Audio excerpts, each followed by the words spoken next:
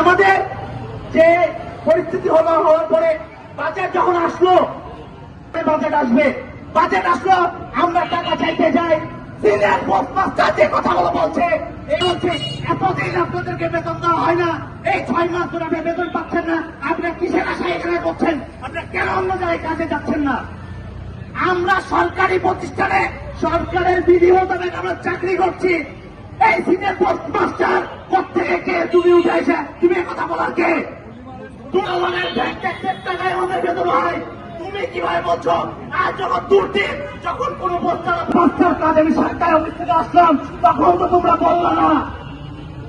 তোমাদের কোটে টাকা আসে নাই, কোটে আসে অন্য কোটে টাকা। বেতন আমাদেরকে দিবে সরকার, চাকরি দিয়েছে সরকার, কোন সেটাকে আমরা দেখবো? তুমি সিনিয়র, তোমাকে দেখতে হবে আমার কর্মচারী বেতন থেকে আসবে।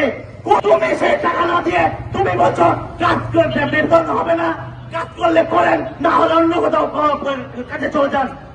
আমরা আমাদের সংগঠনকে জানালাম, সংগঠন আমাদেরকে ধৈর্য ধরতে বললো যে ঠিক আছে ব্যবস্থা হবে, যেহেতু এতদিন ধৈর্য ধরে আছেন। আচ্ছা, আমাদেরকে বলা হলো আপনাদের নির্দেশন দিয়েছে কোন কাগজ আছে কিনা, যে কোন সমস্ত বাজারে হয়।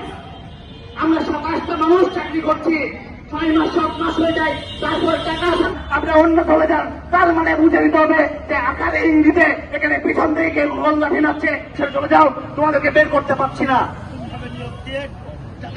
এর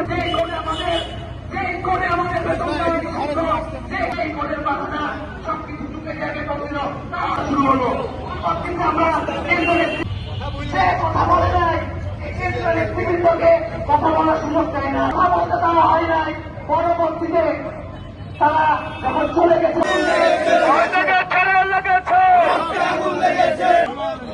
দালালের কি দরকার?